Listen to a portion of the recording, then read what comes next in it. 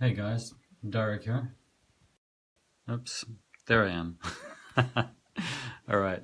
Thanks for being on board and with the call today, or if you're listening to it in the future, I want to just show you what it looks like out my window at the moment.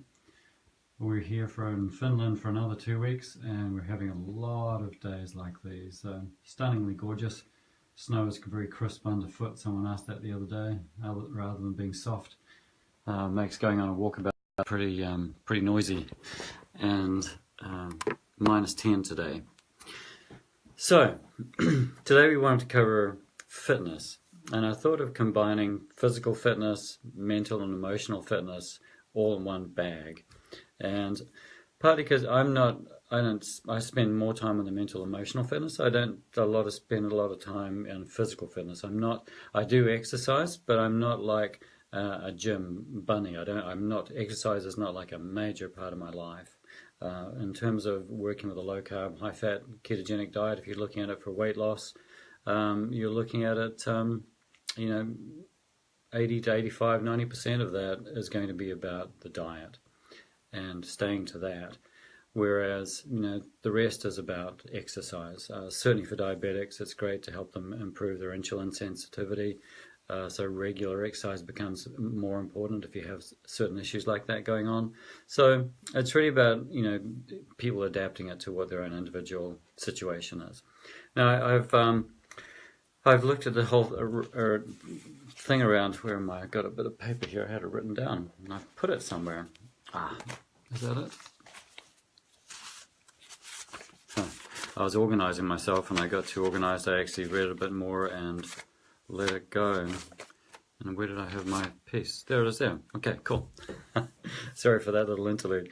So why? We're going to talk about physical fitness first, and then we're going to talk about the mental and emotional journey of being fit to do the whole low carb, high fat, ketogenic journey.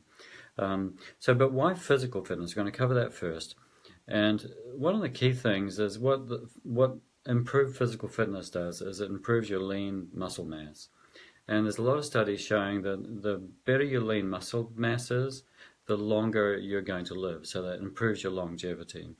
And part of that is there's that long-term thing, but there's also that immediate thing that where you're actually feeding your mitochondria. You're asking your mitochondria to do more, and the mitochondria get into line, and they actually do that. So your mitochondria, your energy production systems, little organelles in I think they came from bacteria originally, where a bacteria went into a cell and made it function better, and the bacteria got to be fed and protected. So it was a good deal for both of them, and so that's where they think mitochondria came from. Pretty interesting concept when you think about it. And so, but the mitochondria are responsible for us feeling energy. So when you improve the status of the health of your mitochondria and the amount of your mitochondria, then you feel more energetic on a daily basis. And that's why a lot of people who do exercise get into that feeling of wanting to do it more, because they feel that joy of exercise all of a sudden, that energy. So, and if you're feeling low energy, if you're feeling depressed, often the first thing to do is just go for a walk. So that's a real key immediate factor you can experience. And then there's that, as I said, that long-term factor of longevity. And why it's interesting when you think of longevity, I wonder if it's got to do with, see, when you exercise, you immediately increase your stress hormones because you're exercising, you're actually doing things. But over the long term, after the exercise, during more of the rest of the day, your stress hormones come actually down more. And there's a lot being said these days about things like heart attacks and strokes. It's increased stress factors in your body actually bring that about, rather than cholesterol. And one of the things that increased stress factors do is they increase your coagulation rate. So basically your ability to bleed, in terms of like, why would that happen? So when you increase the stress hormones in your body, you're into that fight or flight mode. And part of that is if you're going to have to fight something, you don't want your skin to bleed, you don't want to bleed out, so your blood gets hypercoagulable. And when they look at that in terms of heart attacks and strokes, that's actually a big deal. Anything that actually increases the ability of your blood to clot increases that experience of, heart attacks, strokes. And so partly the longevity piece, with good quality exercise where you're decreasing stress levels, decreasing that blood clotting thing over time, long periods of time, is longevity. So, obviously a good reason to have it, particularly if you're enjoying life. You want to live long and live well. And they've done studies in the people that haven't got into Western diets yet, haven't got high processed foods and haven't got seed oils yet. And basically, they actually keep their blood glucose levels down, and they actually live longer, and then they die quicker. So they don't have that long, slippery slope that we see a lot of our population going on, which is a pretty awful thing to be on. So that's what we're all trying to avoid. We're all trying to live long and well and die with the minimum fuss. I don't know about you, but for me that would be just great. So so fitness can be a part of that journey. And the other way it increases longevity, I think, is it increases your immune system. So it actually helps your immune system function. And when you think of cancer cells being there all the time in your body and your immune system mopping them up, then that just makes common sense that would do that.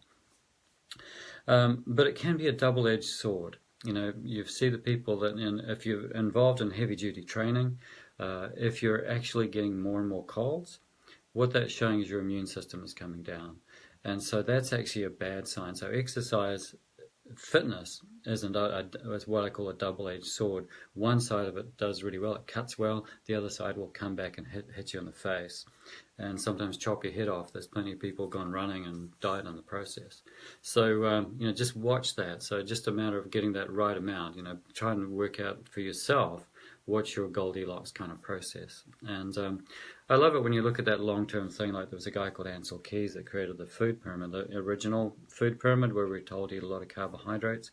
And Dr. Michael Eads has got a great blog, and on one of his posts, and I think you can probably Google it, like go onto his blog and go into the search bar on his blog and search for Ansel Keys, A-N-C-E-L, keys like in the keys you'll unlock your car with, or your door with, and then Jack LaMond, I think is his name. Jack is easy, LaMond, I think is L-A-M-O-N-D. And they're both in their 90s at this point. Ansel Keys is famous for the Mediterranean diet and the high carbohydrate, low fat diet, is obese. And Jack LaMond has been into personal training and he's fit as a buck rabbit. And I love that, just that juxtaposition of those two shots where you get, and I love it, that someone can take that level of fitness well into their 90s. And so there's real benefits there I want to lay out of actually doing, keeping yourself fit. Now, there hasn't been a lot of studies done on particularly the low-carb, high-fat ketogenic diet, and the studies that have been done for short periods of time. And that is and so they've actually said that there's inconclusive evidence, or before that they actually showed there was no evidence. They actually showed it was a deleterious effect, meaning it reduced performance. And what they didn't take into account there is a thing called the keto adaptation process. It takes your body time to adapt to burning a new fuel, to actually switching over from carbs to ketones and being able to, do that quickly.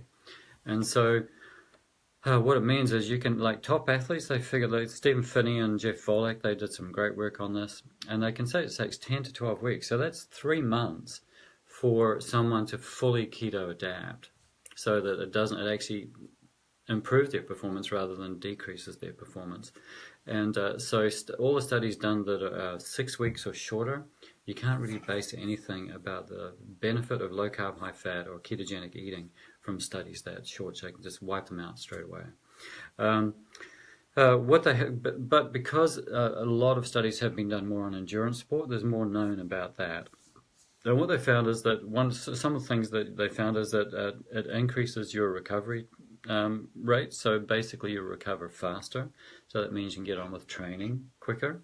So you can just get more training in before an event. One thing it does is decrease inflammation in your body. The other thing, if you go low carb, high fat and you're an athlete, is you're actually decreasing the effect, a long-term effect of a high carbohydrate diet. And Professor Tim Noakes from South Africa, famous from the book The Law of Running, he's got a little video because he's just recently made a stand for low carb, high fat eating in South Africa, and he's having to fight that again at the moment.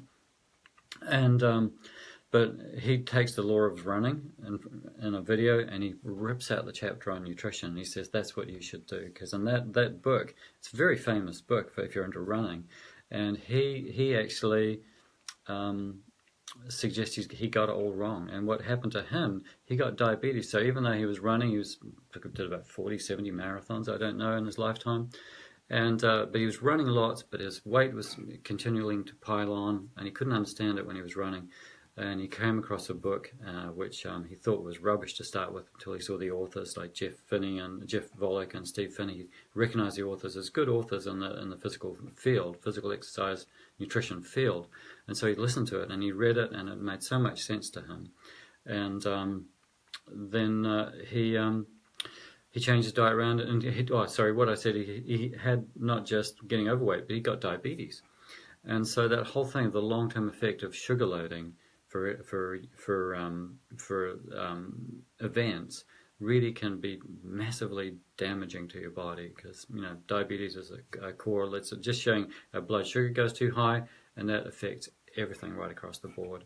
So it's about keeping that blood sugar low. And so there are athletes that are doing, there's where you need explosive events like basketball or football and things like that. They are doing, exploring with that. And the research, they've come out with so much individual variation. Long-term ultra endurance, obviously a benefit. Those explosive events where you need a bit of both. They're looking to actually train people low. So when they're actually training low, not like sometimes if you have a really intense training, then they'll increase carbohydrates the night before or the breakfast of. But otherwise, they're training low for just normal training. But when they're performing, they're actually increasing their carbohydrates on the day before or the morning of, to increase the glycogen stores in the muscles. So they're playing at it with that. But you got to watch the space. There's more research really needs to be done on it. And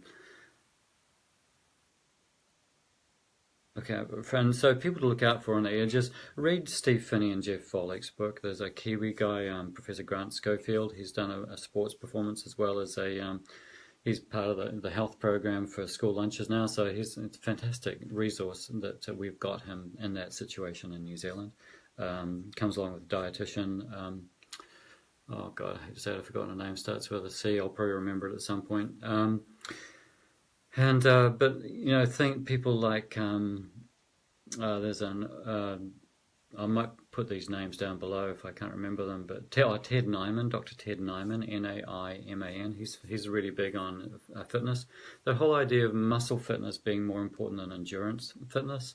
So the whole idea of doing things that build muscle, build coordination, they're all really good. Muscle up, I think, is the exercise forms he recommends. Muscle up. I tend to be more of a functional exercise guy. I like chopping wood, pulling in wood. I like doing things that have a function behind them rather than just doing it for their own sake. Unless it's pure enjoyment, like skiing and stuff like that. I'm that kind of activity. Love walking. So I'm more that kind of thing. But I need to build in that and consciously think about that muscle thing if I'm not, chopping wood or cutting down trees like I do at home and stuff like that, and getting the wood ready for the winter. So for me, adding in that needs to be a conscious choice, and I actually need to look at how to do that, particularly when I'm traveling, looking at press-ups, looking at, finding bars somewhere I can do some pull-ups and things like that. So things to improve, the muscle, density basically. It's because you basically decrease the fat in the muscle so they become more dense themselves and more functional and more mitochondria. So there you go. Hopefully that's giving you some ideas on what, basically with exercise. If you're not a super exercise person, and you don't need to find that right balance of too much, too little, and you're actually one of those people that just hate exercise and don't want to do it. You really need to find something that you enjoy. For me, as I said, it's walking, it's functional exercise, it's doing something out there that has a function. And when I'm not doing that, it's about taking some time to actually do things. Whereas you need to find out what works for you, whether it's the gym or whatever. So hopefully that's given you a fairly good wrap-up on physical fitness. Now let's look at the whole. This is one of the pieces I get really excited about, is the whole mental, emotional fitness around eating, what you have to actually do. And I think I'm going to look at it in terms of First of all, coming across this idea of low carb, high fat, getting your carbohydrates down below 20 grams a day total, eating enough protein so that you're satisfied and you're not tempted to snack, because if you're tempted to snack, if you get hungry, you'll tend to go for those carbohydrates. That'll bump up your carbohydrates. And then just getting good quality fats, and you don't need a lot of those, because if you're eating good quality protein, the fats come in that. And then getting the micronutrients that I talked about in the last episode. So all those things are key things, but to actually do that, to think about getting your carbohydrates that low, when you consider that one apple is 20 grams of carbohydrate, and you've got to get under 20 grams for the whole day's eating, all of a sudden fruit goes out the window. It's best that nuts go out the window. Dairy, like milk, yogurts, generally go out the window because they're too high in lactose carbohydrate. So it becomes, you've got to have some degree of adventurousness and some degree of explorativeness to actually want to do that. And sometimes that's come from just getting to the point of being, sick to death of it all. That piece where you've been trying to be good like they say you do, but your blood markers are getting worse, your diabetes is getting worse, your weight's getting worse, whatever it is getting worse, and you're sick to death of it. So that can be a really good attitude to have. And the other one is a certain degree of rebelliousness, because you're going to rub up against the news and everybody that's trying to tell you that you are wrong. And I was reminded by a good quote of George Orwell the other day, the guy who wrote 1984. And he said, in times of universal deceit, telling the truth is a rebellious act. And that's what we're doing, is we're just telling the truth of what it takes to drive a body. And you do need to look at keeping those carbohydrates down, particularly if you've had a problem with gaining weight. You are actually too sensitive to carbohydrates. You have to keep them down. And why under 20 grams to start with? Because 95% of people will get a result there. Whereas, and if you need to know more about that, go back to episode 1. You'll see it above these videos in the YouTube playlist. That's because that gets through the results. Some people need to go below 10. Some people are actually zero carb people. You actually really don't need carbohydrate in your diet at all. That's not a necessary thing. There's no essential carbohydrates like there are essential amino acids, proteins, and essential fatty acids, fats. So you don't need to be afraid about how low you go, but what does cause you a problem is that mental, emotional thing of those that are often your favorite foods, and you've got to think about giving them up. So you've got to have some degree of, I've had enough of what I'm doing, and I'm hearing this story. It sounds like a good idea, and I've got to be willing to be adventurous here and explore. So that's a key beginning attitude to getting the most out of low-carb, high-fat, ketogenic diets. And the next one, when you're moving into the next phase of that, you need to develop some discipline, and the whole idea of being measured. So you do need to measure your carbohydrates. You need to go onto Google if you need to, and put in the type of, if you're thinking of eating something, if it's not on the label. And I actually recommend you eat out of the outside of the supermarket. It's one of the fun things, is you actually get to avoid whole lines of the supermarket. I just don't go down the bread aisle anymore. I don't go down the cookie aisle. There's things, certain aisle, the pasta and the rice aisle, just no need. And it's actually quite a liberating experience, but it's like sometimes you have to go in there to get something, like going to the sweetie aisle for, my favorite joke about it is Lint's 90% chocolate. And so it's almost like going into enemy territory in there, because it's dangerous in there if you've got addictions to those things. So stay around the outside of the supermarket. But that's where I was talking about being measured. Like if you're buying packaged food, you'll have the measurement right on there, and you're looking for any given meal. If you're under 20 grams a day and you're eating, say, 2 meals and 2 snacks a day, or 3 meals and 1 snack, and I look at my section on intermittent fasting, I think that was the one before this, no, one before that, and look at the total carbohydrates, and if you can figure out a serving, try and keep your total carbohydrates. If you're doing that 20 grams and you're doing 4 times you're eating a day, excuse me, keep that to like 5 grams. It just keeps that measurement simple. And then if it's a real food, then go onto Google and type, and you're unsure what it is. Once you get to know your foods, you only have to do this a few times to be clear what your measurements are. And you'll know, because you'll have certain subsets of eating, and you'll know that if I eat that, I'm getting 5 grams of carbohydrate in that. There is, if you Google, say, broccoli and nutrition, and then you cut it down to, say, a cup of broccoli, and you look at it cooked, it'll tell you how many total grams of carbohydrates are in there. So then you need to know, I think a cup is about 5 grams of carbohydrate of broccoli. So and that's where I say in a meal, a cup of cooked veggies, above ground veggies like onions quite high in carbs, capsicums, those kind of things, broccoli with the stem, because they're good for prebiotics, if you need to, use Google to actually measure it. Excuse me. I'll have a drink of water here. Excuse me. Morning drink. So you've gone through the I'm sick of it all. You've gone into the being adventurous, being explorative, knowing you need to be a bit rebellious because you're going to hear all sorts of things that you're crazy to do that. And then you've got into the disciplined and being measured, and you're getting some results. And then it's really good to be a beneficiary of results, to actually experience something, whether it's your clothes getting looser, your weight might stay the same for a while, but your clothes will get looser. Because as I said, your muscles get more dense. The fat in the muscles bulks them up. Whereas if you don't have so much fat, then they're just, they're actually smaller. Same with your belly fat. If that's reducing, then your fat actually weighs less than muscle. So you can actually lose body size but stay the same weight. So, keep an eye out for that. So those are and you might feel mentally sharp. So those are actually being on the lookout for benefit. And for most people, it's easy to see. You can go through a little wobbly period where you may need to remember to add salt into your diet, like I've talked about. And but then you get to that period of benefit. And then at that point, you actually begin to understand whereabouts your carbohydrates need to be for you to maintain that state. And then there's no problem with maintaining that state forever. The only problem is whether you accept that or not. And that's where acceptance of your personal carbohydrate tolerance level, meaning where you can't go above before you start putting on the weight again. That's what happens to me. If I go above for too many days, if I let myself loose, then my indicator is my belt buckle gets tight. So then I need to pull it back again. And it's just a matter of knowing the process. And once I know, that's a very, very empowering information. So that's phenomenal things. For other people, it may be being really aware of when you do start to test, when you've come down and you're happy with where you're at, and you want to see, well, how much carbohydrates can I add back in?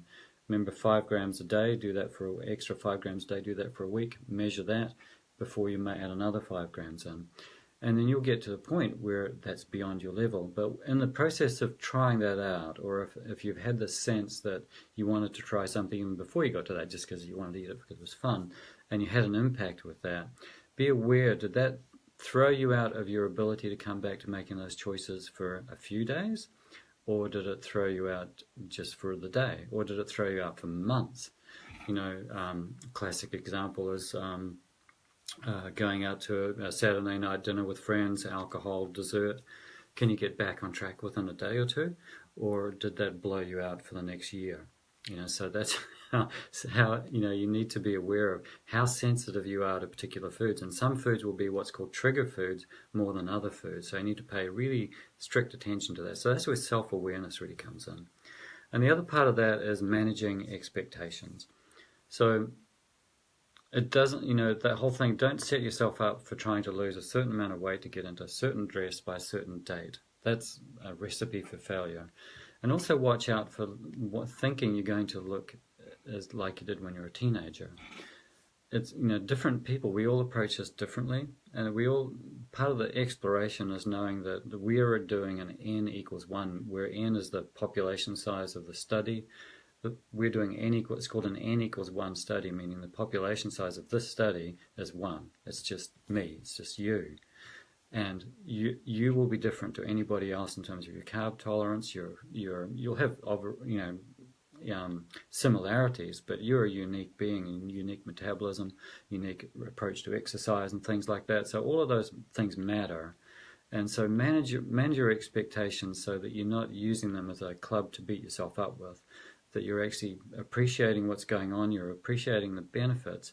And if you don't look like a perfect 10, so be it. If you can get your body fat down to a certain level and you've just got a couple of pounds to lose, then do I want to actually really hone down my diet more, maybe do more fasting or whatever, intermittent fasting throughout some days.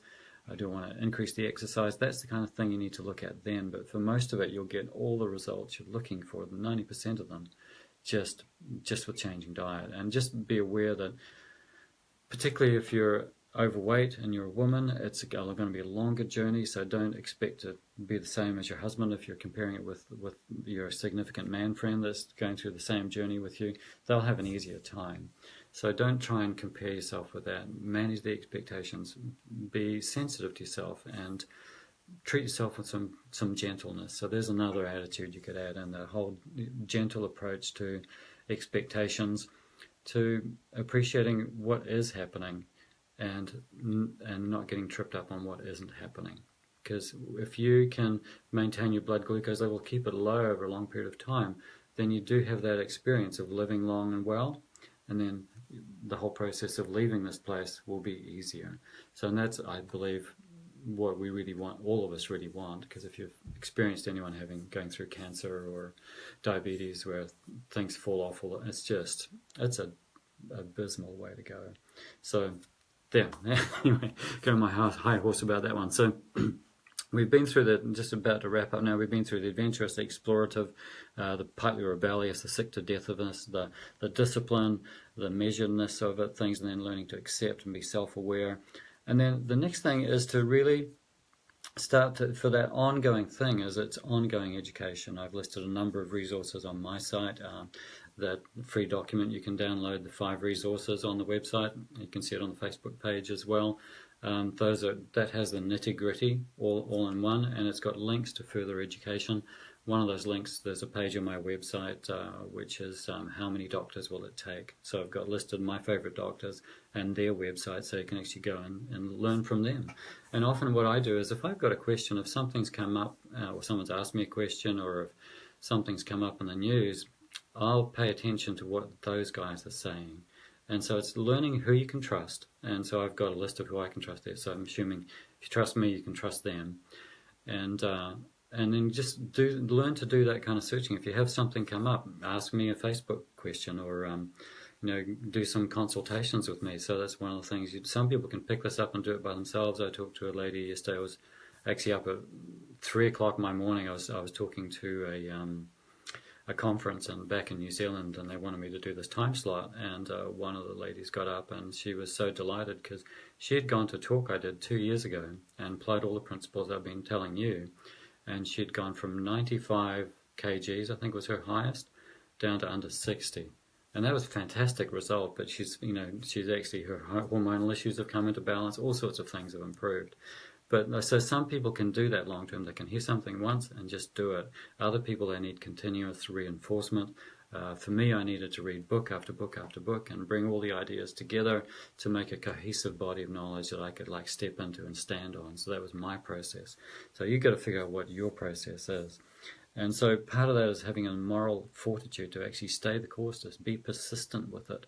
And I love, I was a Boy Scout when I was a young kid. There's Boy Scouts and Girl Scouts, and have a motto, don't they? And most of us know what it is. It's called be prepared. So that's something for the ongoing journey. You don't want to trip up on the fact that you're just not prepared. You haven't got enough food in the fridge to take, food for lunch. Today, because I'd had a disrupted sleep today with a thing, I was actually hungry when I got up. So instead of doing my normal fasting, there was some beef stew in the fridge. So I had that cold for a little bit to eat. I had, handful of that before I did this talk. So, and if I wasn't prepared, what could I have eaten? It depends what's in the house. But if you're not prepared and you go out into the world is prepared to give you a high carbohydrate, low fat eating. And so you've got to know where your choices are. It's not exactly true. You can go to McDonald's and just order a burger without the bun and throw away the salad, or do the salad without the salad dressing, because the salad dressing has way too many carbohydrates in it usually. So you can play around with eating out there, but you need to know how to do it. You need to be prepared either mentally or physically with the food that you're taking, or where to get certain foods that fit into that under 5 grams a meal of carbohydrates. good quality protein. But in terms of budget and good quality protein, you know, there are people that have done this in low carb, high fat in McDonald's. It's a cheap, for them it's a cheap protein. They don't prepare food for themselves. Getting the carbohydrates low enough is going to be more beneficial than worrying about the quality of your protein. So if the budget's tight and you need to do that, hey, you know, liver is cheap, great quality food. The minced meat, there tends to be the higher fatty meats are cheaper than the lean meats. So go for the cheaper one because your body wants the fat. And so there are ways to do that. So basically that's being prepared. Let's see if I got anything else. Okay, that's it done. So hopefully that's given you a whole bunch of ideas on what it takes to really, because, you know, one of the, this will either piss you off or make you laugh. You know, one of the things that you'll often hear, a low carb, high fat ketogenic diet is not sustainable long term. Well, says who? It's not the people doing it. I'm doing it. I've been doing it for 8 years. I think that's long term enough. Other people have done it for longer. You know, there's Dr. Eric Westman. He's been doing clinics with it for 20 years. How long do you need to go? And but that whole thing around people not saying you can't do this because you can't sustain it. Who's saying that to you? You know, so you make sure that if someone's saying that, don't buy into it at all, because you can actually, it's not just lasting the distance, you'll enjoy the distance. Life will become a much happier road when you've got all those balances right. And so with that, I wanted to finish off today. Thank you so much for your time. Next week, I've been looking, there's the 2018 Low Carb Breckenridge Conference has been on. I've been watching those videos. There's about 8 hours of videos a day. And I'm going to bring what I found my highlights of that conference were. I've just been watching it online. You can do it yourself if you want to. If you're a member of the Diet Doctor, he's got that Diet Doctor site. He's got that available in the members area. And I'm going to bring the highlights for me that I've picked up from those speakers. Some of my favorite speakers are there. And I'm going to share that with you next week. So until then, have a fantastic time. And this one I've done through my paleo Facebook page, the Low Carb High Fat Paleo Ketogenic Facebook page. And I'm not sure if it's functioned that well as that, because I haven't seen people's comments coming in. If it works better to take it back to my personal page, I'll do that. Someone suggested I try this to see how this went. So I'll see what the results are like over the week in terms of who's had a chance to view it, and work from there. Okay. And good luck with your journey. Keep those emotional and mental fitness attitudes up, and more of anything is just have fun with it all, because life can be a fun journey. I'll just learn how to finish this. Here we go. Bye for now.